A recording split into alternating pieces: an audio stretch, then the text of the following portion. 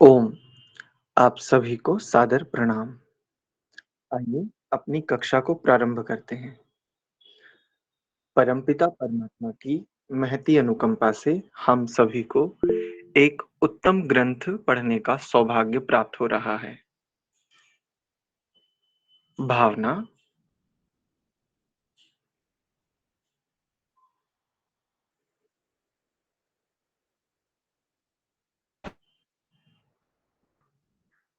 समस्त क्रियाओं, इच्छाओं, चेष्टाओं, समस्त स्थितियों के सर्वद्रष्टा,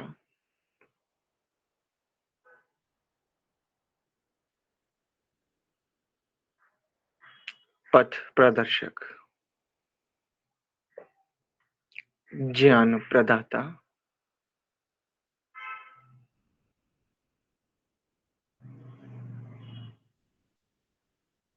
विघ्न निवारणकर्ता, अशुभ नाशक, मेरे प्रभु, मेरे स्वामी, मेरे अधिष्ठाता, मेरे संरक्षक, मैं आप ही के संरक्षण में वर्तमान जीवन में इन सब व्यवहारों को देख रहा हूँ, जान रहा हूँ।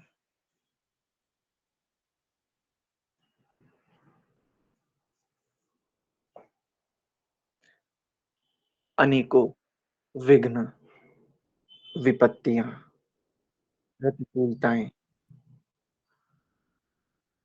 अनेकों सांसारिक आकर्षण मुझे आपसे बारंबार पृथक करने को उपस्थित हो रहे हैं। हे स्वामी, हे नाथ, मुझसे कहीं आपका आश्रय ना छूट जाए।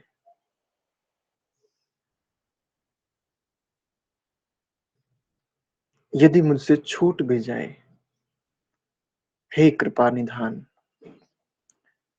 हे परम कृपा निधि, आप मुझे मत छोड़ना।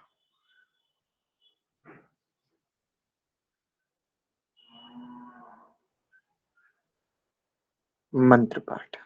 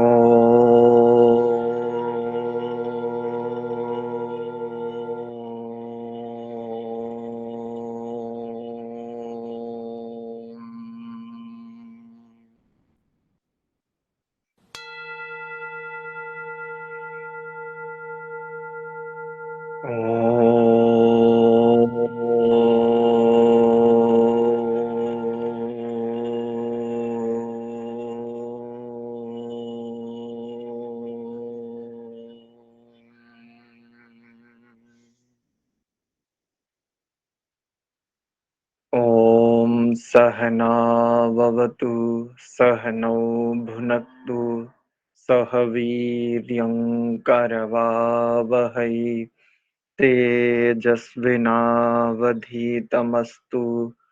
मा विद्विषावहै।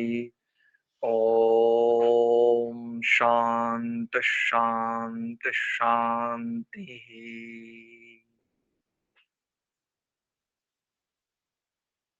ओम! आप सभी का पुनश्च हार्दिक स्वागत एवं अभिनंदन। संस्कार विधि स्वाध्याय की इस कक्षा में हम यज्ञ नामक प्रकरण पर विचार कर रहे थे। इससे पूर्व कक्षा में हम विशिष्ट आहुतियां जिन 4 मंत्रों से दी जाती हैं, चौल कर्म, समावर्तन और विवाह संस्कार में, उनमें से 3 मंत्रों का भाष्य, अर्थ, स्वाध्याय की दृष्टि से हमने देखने का प्रयत्न किया था। आइए, यह मंत्र प्रायः कुछ अधिक परिचित है। यज्ञ से पूर्व ईश्वर स्तुति प्रार्थना उपासना के लिए जिन 8 मंत्रों का प्रयोग हम करते हैं, आचार्य दयानंद की परंपरा के अनुगामी।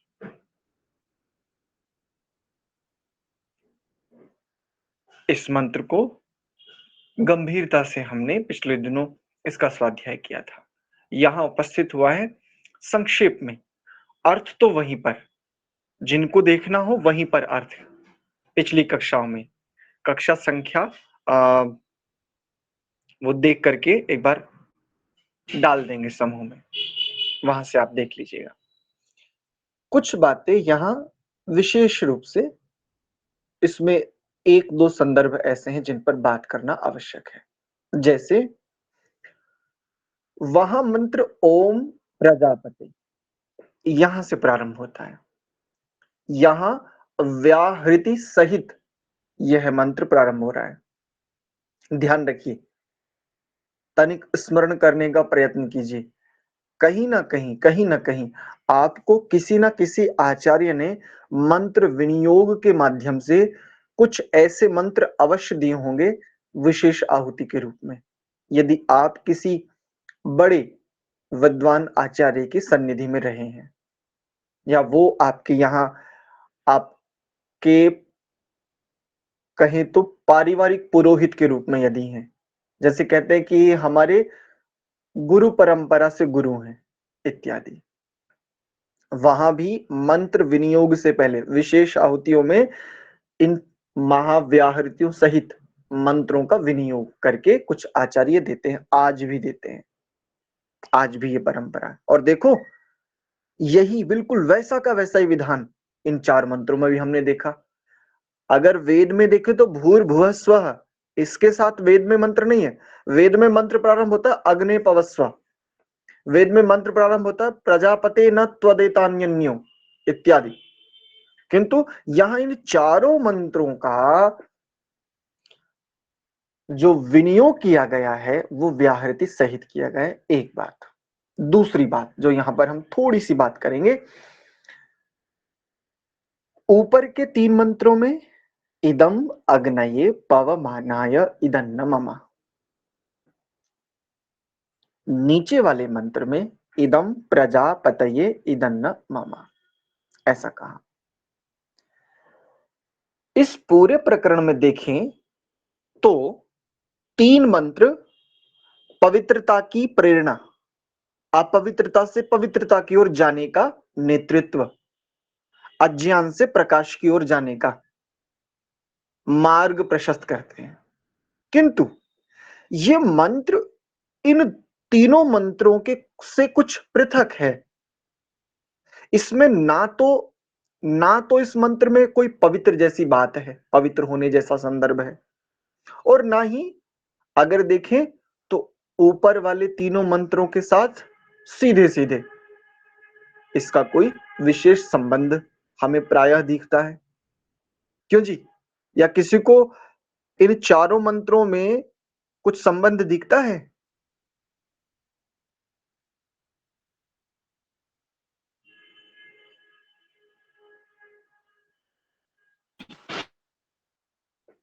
नमस्ते आचार्य जी। नमस्ते। 3 मंत्र तो एक जैसे हैं पवस्व का, ये थोड़ा सा हटके लग रहा है जी, तो हम यही इसका भाव क्या है, अब आप बताइए। जी हम यही जानने का प्रयत्न कर रहे हैं, यही पूछने का प्रयत्न कर रहे हैं कि आपने कभी इस दृष्टि से विचार किया? प्रकरण 1 है, मंत्र 4 हैं, और 3 संस्कारों में विशेष रूप से इन मंत्रों से, इन 4 मंत्रों से आहुति देने का मेरे आचार्य ने विधान भी दिया है मुझे। इस बात को मैं बड़े गर्व से, मैं बड़े हर्ष पूर्वक, बड़ी श्रद्धा पूर्वक कह सकता हूं कि मेरे आचार्य का विधान है। और मेरा आचार्य सामान्य आचार्य नहीं है, ऋषि कोटि का व्यक्तित्व है, आदर्श व्यक्तित्व है, अनुकरणीय व्यक्तित्व है। किंतु मेरे आचार्य ने जो मुझे पथ प्रदर्शित किया है, उस पथ को मैं ठीक प्रकार से जान समझ तो सकता हूं ना। यह तो मेरा अधिकार बनता है, और यह अधिकार मेरे आचार्य ने मुझे दिया है, अपने पूर्ववर्ती आचार्यों का अनुसरण करते हुए। हाँ, कहीं भी तुम प्रश्न कर सकते हो, तुम किसी पर भी प्रश्न कर सकते हो। ऐसी कोई परंपरा नहीं है इस संसार में जो ईश्वर पर प्रश्न करे, जो स्वयं के अस्तित्व पर प्रश्न करे। किंतु परमपिता परमात्मा स्वयं ये शैली सिखाते हैं, और उसी शैली का अनुसरण करते हुए ऋषियों ने, और इसी ऋषियों की परंपरा में आद्य पर्यंत ये परंपरा चली आती है। तो ऊपर के 3 मंत्रों के संदर्भ लगभग एक समान है, एक दूसरे के पूरक हैं।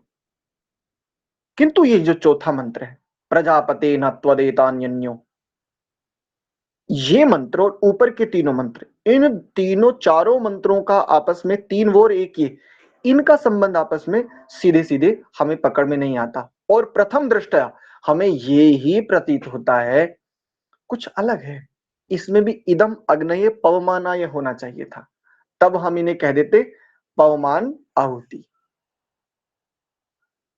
तब कहा जा सकता था। ये शंका आती है प्राय करके, क्यों नंदन जी, ठीक है ना?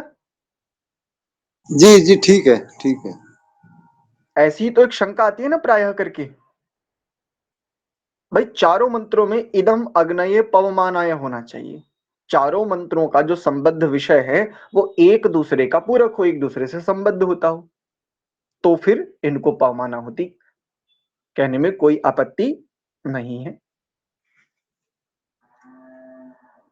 किंतु किंतु अगर शंका है तो उसका समाधान हमें अवश्य खोजना चाहिए, और प्रश्न उठे स्वागत की योग्य है। यदि प्रश्न उपस्थित हो रहा है, आदरणीय है, समाधान खोजना बहुत कठिन नहीं है, प्रश्न महत्वपूर्ण है, प्रश्न आना चाहिए। प्रत्येक प्रत्येक छोटी से छोटी एकाग्रता जब किसी भी विषय पर होती है, वो निश्चित जिज्ञासा को जन्म देती है, जिसे हम प्रश्न कहते हैं, जानने की इच्छा।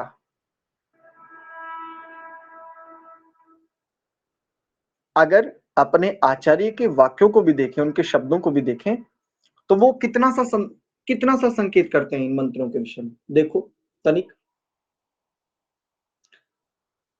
इससे मौन करके एक आहुति देकर 4 आज्याहुति घृत की देवे, परंतु जो नीचे लिखी आहुति चावल, समावर्तन और विवाह में मुख्य हैं, वे 4 मंत्र ये हैं। बस ये पवमान आहुति है, ये प्रजापत्य आहुति है, कोई विधान नहीं, प्रकरण का कोई नामकरण नहीं है। ऊपर एक ही मंत्र उसको कहा स्विष्टकृत आहुति है, इसके नीचे एक ही मौन आहुति है, कह दिया प्रजापत्य आहुति है। किंतु इन 4 मंत्रों को केवल ये कहा है ये इन इन संस्कारों में मुख्य है, नामकरण नहीं किया है, ना चौल में, ना समावर्तन में, ना ही विवाह में। प्रश्न हम ठीक से जानने में, प्रश्न जितना अधिक स्पष्ट होगा, समाधान उतना ही गहरा आएगा, ये निश्चित बात है। ऊपर वाले तीनों मंत्रों में अग्नि पवस्व, ये अथवा अग्नि ऋषि पवमान पुरोहित और अग्ने आयुषी पवसे आसुव इत्यादि, इन तीनों मंत्रों में स्वस्ति पंथाम अनुचरेम, ये बात तो हमने जानी, लेकिन कैसे हम चले, ये बात ठीक है, हमें समझ में आ गया कि हम स्वस्ति पथ का अनुसरण करें, किंतु कैसे करें, वो करने की विधि भी तो बताओ। हमें ये निर्देश दे दिया कि स्वस्ति पंथाम अनुचर्य में हम सब लोग स्वस्ति पथ का, कल्याण पथ का अनुसरण करें, उसी का अनुगमन करें, उसी को खोजते हुए आगे आगे बढ़ते जाएं। किंतु कैसे? विधि भी तो दीजिए। तो इन 3 मंत्रों में विधि बताई, ऐसे ऐसे। क्या है? उसको जान, उसको समझ, उसको समझ, जितना उसको समझता जाएगा उतना ही स्वपथ आरूढ़ होता जाएगा, जिसे स्वस्ति पथ का है कहा जा रहा है, जिसे कल्याण पथ कहा जा रहा है, जिसे आत्म पथ कहा जा रहा है। उसी के लिए अलग अलग संदर्भों में 3 मंत्र तो ये, और इसी मंत्र की पुष्टि करता हुआ एक और मंत्र देखो, इसी ईश्वर स्तुति प्रार्थना उपासना नामक प्रकरण में, अग्ने नय सुपथा। और कैसे ले चल, इसमें और विशेष बात, अंत में देखो क्या है, बिल्कुल ऐसे ले चल जैसे देव वयुनानी विद्वान। अग्ने नया सुपथा, हे अग्ने ऐसे ले चल, सुपथ पर ले चल, किंतु कैसे ले चल? जैसे देव, देवा वयुनानी विद्वान, जैसे देव ऋषि महर्षि लोग, ब्रह्म ऋषि ब्रह्मवेत्ता लोग गए हैं, ऐसे। प्रार्थना भी कर ली, उसने कहा ऐसा करो, हमने प्रार्थना कर ली, किंतु विधि तो अभी भी नहीं आई ना। तो ये 3 मंत्र हैं विधि, और इन 3 मंत्रों के द्वारा उस विधि को, उस विधान को समझाने के बाद ये जो चौथा मंत्र है प्रजापते, वह जो अग्नि है, वह जो पवित्र, परम पवित्र है ना प्रभु, जिसके लिए ऋषि कहा, जिसके लिए पवमानः कहा, जिसके लिए अग्नि कहा, अग्नि, वही प्रजापति है। प्रकर्षेण जायते पति ही स प्रजापति। लेकिन किनका? प्रकर्ष रूप से किसको उत्पन्न करता है? अदृश्य को दृश्य रूप में, जड़ को भी और चेतन को भी। बस जड़ और चेतन दोनों अव्यक्तों को व्यक्त स्थिति में लाता है, अप्रकट को प्रकट स्थिति में लाता है,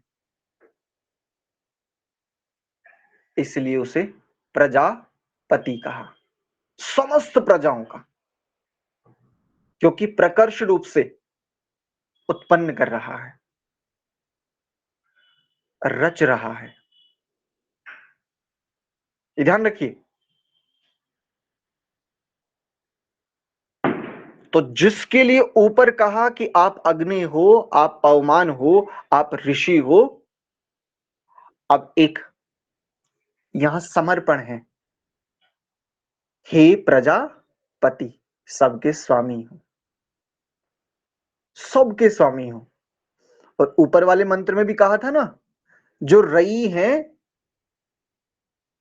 वो मुझे पोषित करने वाली हूं, जो भी ऐश्वर्य है, जो भी बल पराक्रम वर्चस्व, जो भी कुछ मुझे प्राप्त हो, वो मुझे धारण करे, मैं उसको धारण करूं।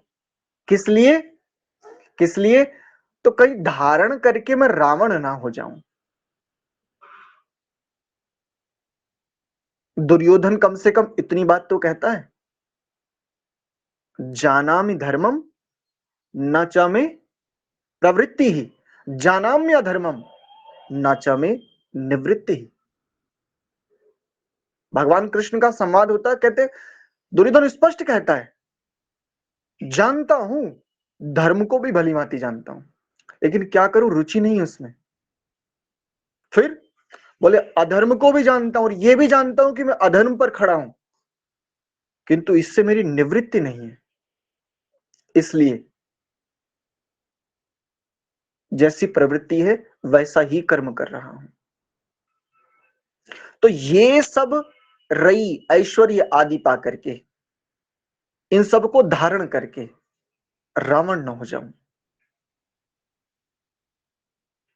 दुर्योधन बनना भी आदर्श नहीं है, किंतु एक बात विशेष है, चित्त के स्तर पर देखें, आंतरिक स्तर पर देखें, सत्यवादिता है, जानता है, झूठा नहीं है,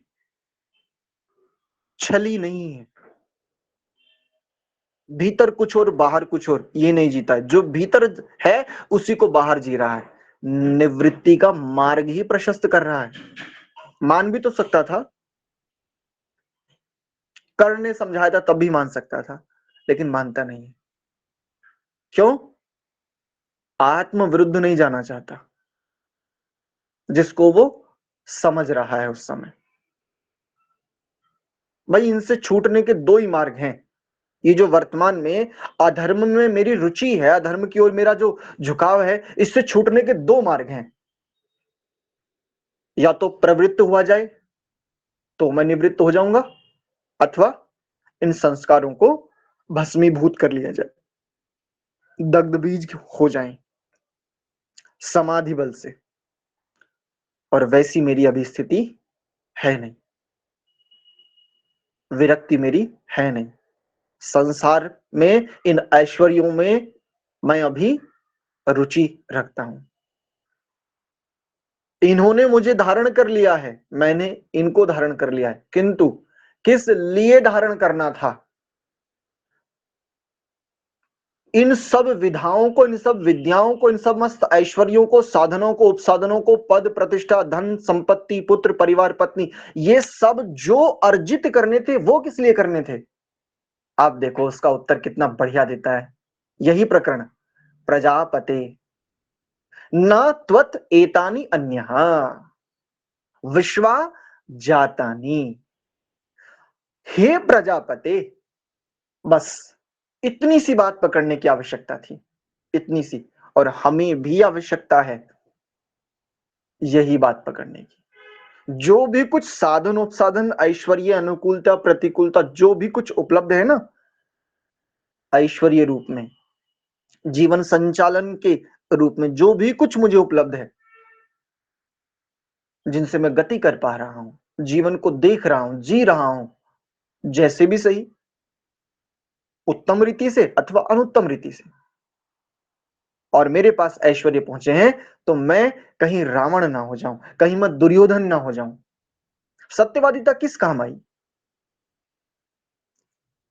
अपने ही विरुद्ध खड़ा हो गया। ये इतना जानने के बाद भी छूट नहीं पाया। कितनी उत्तम स्थितियां थी दुर्योधन के पास, किंतु संस्कार, और एक ही संस्कार का आश्रय करके, एक ही संस्कार का आलंबन करके, वृत्ति सारूप्यम। मेरी रुचि नहीं है। अरे रुचि तेरा विषय है, रुचि के तू अधीन नहीं है। बस इतनी सी बात दुर्योधन नहीं समझ पाया था। रावण की तो बात ही छोड़ दीजिए, हम में से अधिकांश की स्थितियां रावण जैसी या उससे भी कहीं गई गुजरी हैं। इतनी उत्तम सीख देता है ये प्रकरण। एक दूसरे के ऊपर के तीन जो मंत्र हैं, वो यदि प्रश्न है तो नीचे वाला उत्तर है। ऊपर के तीन मंत्र यदि शंका है तो चौथा मंत्र ये समाधान है। यदि ऊपर के तीन मंत्र पथ हैं तो ये जो चौथा मंत्र है ये प्रकाश है, प्रकाश। पथिक हो, पथ हो, प्रकाश ना हो, गति नहीं कर सकता। बस इतनी सी बात समझनी थी। और तब कहा परम पवित्र के लिए तो दे ली, और पवित्र हो भी गया जिस दिन मलेच्छों को, आक्रांताओं को, जिन्हें हम मुसलमान आदि भी कह देते हैं, इन आताताइयों को, अगर जो होता है बहुत बढ़िया होता है, अगर इनके पास ये सिद्धांत भगवान कृष्ण का पहुंच गया होता ना, नैनम छिंदन्ति शस्त्राणि, नैनम दहति पावकः इत्यादि, सोचो क्या कर सकते थे।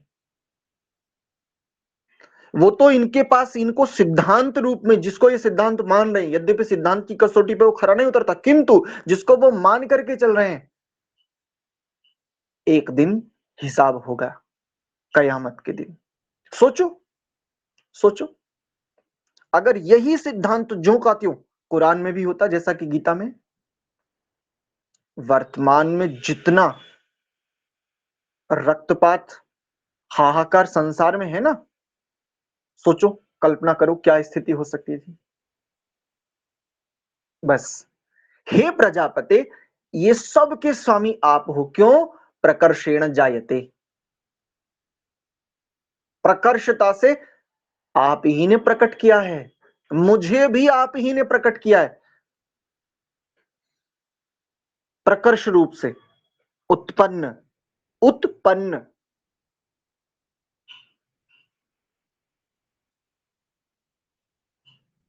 मैं नित्य हूं, अज हूं, अज, अज, अज कहते जो अजन्मा। किंतु जन्म के बाद ही तो मुझे साधन चाहिए ना। साधनों के बिना तो मैं ये भी नहीं जान सकता कि मैं अज हूं, अर्थात अजन्मा हूं। मुझे नहीं बनाया जा सकता। हां, हां, जब तक बंधन में हूं तब तक मुझे ये जन्म और मृत्यु, इन दोनों स्थितियों को झेलना पड़ेगा, सुख दुख दोनों को सहन करना पड़ेगा। जिस दिन मुझे ये बात समझ में आ गई, मेरी मां ऐसी ऐसी है, और जिसे मैं अपना कह रहा हूं, ददत रईम मई पोषम, जिसे मैं कह रहा हूं ना कि मेरे लिए, मेरा मेरा, वो सब साधन मेरे लिए है।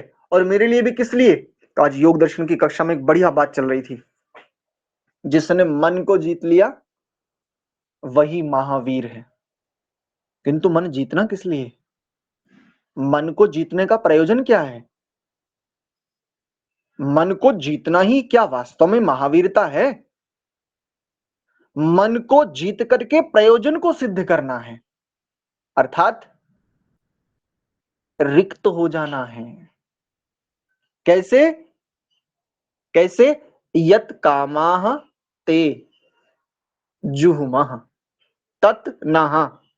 जो जो कामनाएं हैं उन सब को देख करके, उन सब को जान करके अच्छे प्रकार से, चाहे भोग बल से चाहे योग बल से, यत कामाः ते जुहुमस्तन्नः जुहुमः तत् नः।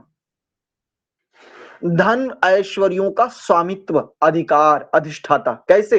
बिल्कुल वैसे जैसे आप प्रजापति, प्रजापति का पुत्र प्रजा,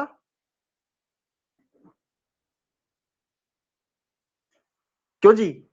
प्रजापति का पुत्र प्रजापति ही तो होना चाहिए ना।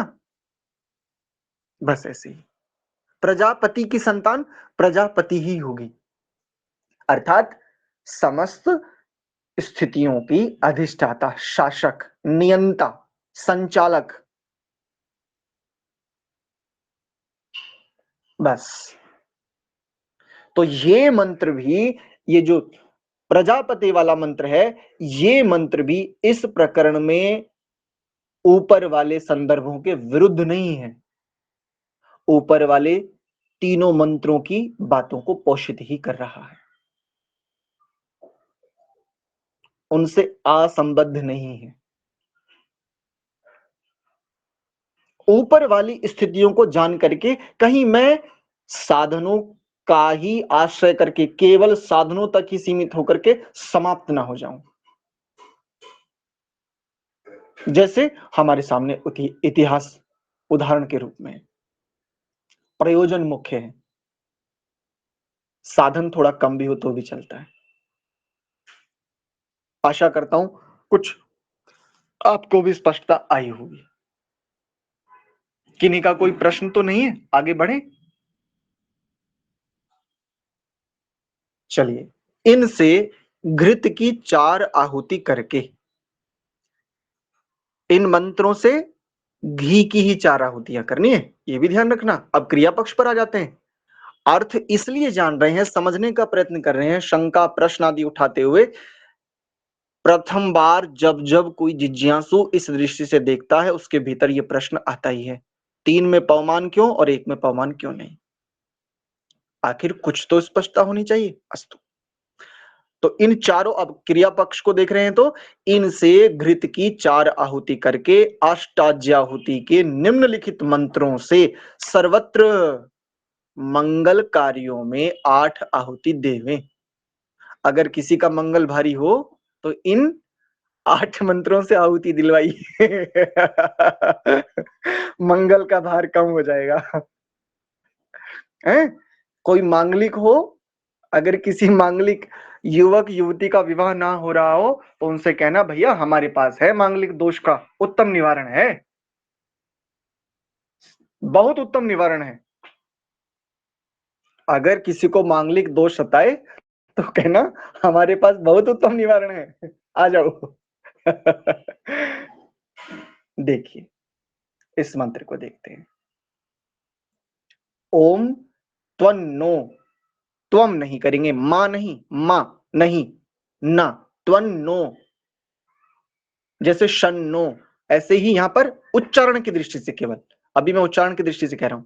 जब पदच्छेद में करेंगे तो पदच्छेद में त्वम ऐसा ही आ जाएगा, किंतु उच्चारण की दृष्टि से त्वन्नो अग्ने वरुणस्य, विद्वान नकार में हलंत है, देवस्य, देवस्य अलग अलग, या तो देवस्य ऐसा कर लीजिए अथवा देवस्य ऐसा कर लीजिए। हेड़ोव, हेड़ो अव, अव नहीं करेंगे। अधिकांश आर्य समाजों में चले जाएं, वानप्रस्थाश्रमों में चले जाएं, जहां चले जाएं, पता नहीं आकार का लोप हो गया तो उच्चारण कैसे कर रहे हो, संहिता पाठ में कैसे कर सकते हो भाई? संहिता पाठ में तो विकल्प वृत्ति का भी प्रयोग आप कैसे कर सकते हो? हाँ, किसी को सिखाना हो, समझाना हो, वो एक अलग बात है। आचार्य अपने शिष्य को सिखा रहा हो, वो एक दूसरी बात है, किंतु कर्तव्य कर्म में, क्रिया में मंत्र का संहिता पाठ है तो संहिता पाठ के नियमों का पालन तो करना ही होगा। हेळोव या सिसीष्ठाः, या सिसीष्ठाः, यजिष्ठो, प्राय करके इस ठकार के दोनों स्थानों पर ठा है ना, ठ, इसके स्थान पर टा ऐसा उच्चारण आता है। यजिष्ठो, ठा है दोनों, ठा, और जब ठा बोलते हैं तो एक ठसक सी आती है भीतर में, एक ऐसा हथौड़ा सा रखता है हृदय प्रदेश में, इतना अधिक बल का प्रयोग होता है। ठ बोल के देखो चाहो तो। यजिष्ठो, वह नी, हा पहले है, ना बाद में, और इकार फिर सबसे बाद में, वह नी, हकार आधा, नकार भी आधा और फिर इकार, वह नी तमः, शोषु चानो, विश्वा, द्वेषांसी, शान, नकार, इस अनुस्वार को नकार न की भांति उच्चारण करते चलेंगे तो द्वेषांसी, प्र मु मुग्ध्य, प्र मु मुग्ध्य, मुग्ध्यस, मुग्ध्यस मत। तो पूरे पद को देखिए कैसे बोलेंगे, प्रमु मुग्ध्यस्मत, प्रमु मुग्ध्यस्मत, स्वाहा इदम अग्नि वरुणाभ्याम इदन्न मामा। एक बार उच्चारण देखो, समय बचेगा तो अर्थ को भी देखने का प्रयत्न करेंगे, अन्यथा कल देख लेंगे। देखिए, ध्यान रखिए, ये मेरा आप सभी को हृदय से हाथ जोड़ करके निवेदन है, हम प्रथम कक्षा को उत्तीर्ण करें पूरी सच्चाई से। हमें मोक्ष के विषय में कुछ बातें पता चली हैं, हमें बहुत आगे के विषय में बहुत सारी बातें पता चली हैं, शास्त्राश्रय करके, आचार्यों का संग करके, किंतु एक कक्षा को उत्तीर्ण करने के बाद ही अगली कक्षा में प्रवेश होता है। यदि हम मंत्र अनुष्ठान से किसी भी प्रकार से जुड़ गए हैं, मंत्र को जानना चाहें अथवा मंत्र के द्वारा कोई भी क्रिया कर रहे हैं, इसे अनुष्ठान कहते हैं, तो हमें प्रथम कक्षा को उत्तीर्ण करना ही होगा। और प्रथम कक्षा है शुद्धोच्चारण। जिस मंत्र की जो फ्रीक्वेंसी है, उस फ्रीक्वेंसी का एग्जैक्ट करेक्ट एक्चुअल प्रोनाउंसिएशन अगर मंत्र की इस रश्मि के साथ साथ इस तरंग के साथ अगर तनिक भी छेड़खानी हुई तो समझिए आप नित्य नित्य तरंग के साथ छेड़खानी कर रहे हैं। इसलिए प्रथम कक्षा का उत्तीर्ण करना अनिवार्य है। देखिए उच्चारण, ओम त्वन्नो अग्ने वरुणस्य विद्वान् देवस्य हेळो वयासि सीष्ठाः यजिष्ठो वह्नितमः शोषुचानो विश्वा द्वेषांसि प्रमुमुग्ध्यस्मत् स्वाहा इदमग्नि वरुणाभ्याम् इदन्न मम। ये इसका उच्चारण। अग्नि में दीर्घ इकार आएगा, कहां पर बेटा? आचार्य जी वो स्क्रीन पर दिख रहा है इदम अग्नि, इसमें दीर्घ दिया हुआ है। हाँ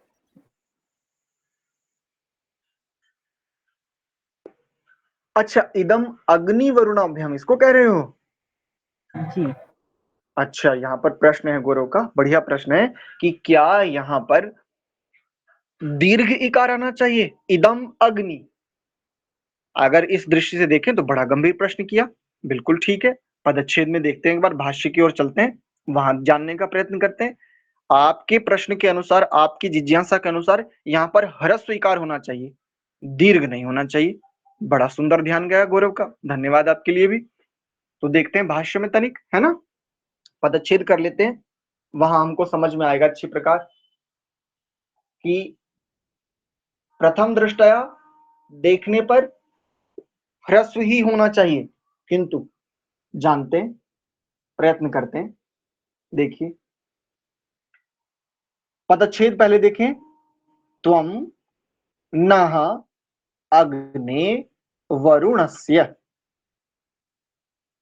विद्वान् देवस्य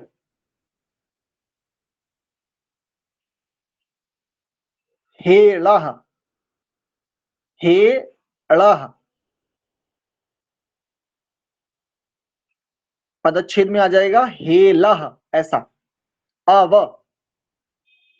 अव, ये जो अव पद है ये यासी सीष्ठा के साथ जुड़ जाएगा, अव यासी सीष्ठा ऐसा। और यजिष्ठः वह्नितमः ज्यों का त्यों रहेगा, शोषुचानः विश्वा द्वेषांसि प्रमुमुग्धि प्रमुमुग्धि, मुचिर मोचे धातु है, अस्मत् स्वाहा इदम अग्नि वरुणाभ्याम इदन्न मम। तो इस आधार पर देखें तो गौरव यहां पर ह्रस्व इकार ही होना चाहिए। और व्याकरण की दृष्टि से परीक्षण करके कल इस पर बात करेंगे, ठीक है, क्योंकि आगे के मंत्रों में भी दीर्घ इकार ही है, तो एक बार कल देखेंगे।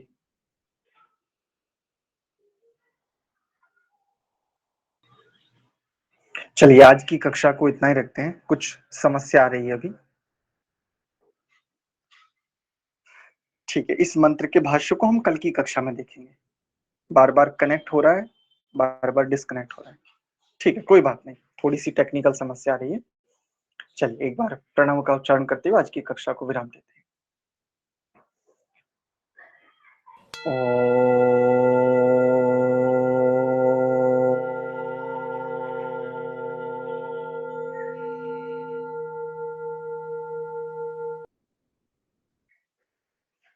शांति शांति शांति ही। आप सभी को बहुत बहुत धन्यवाद, सादर प्रणाम।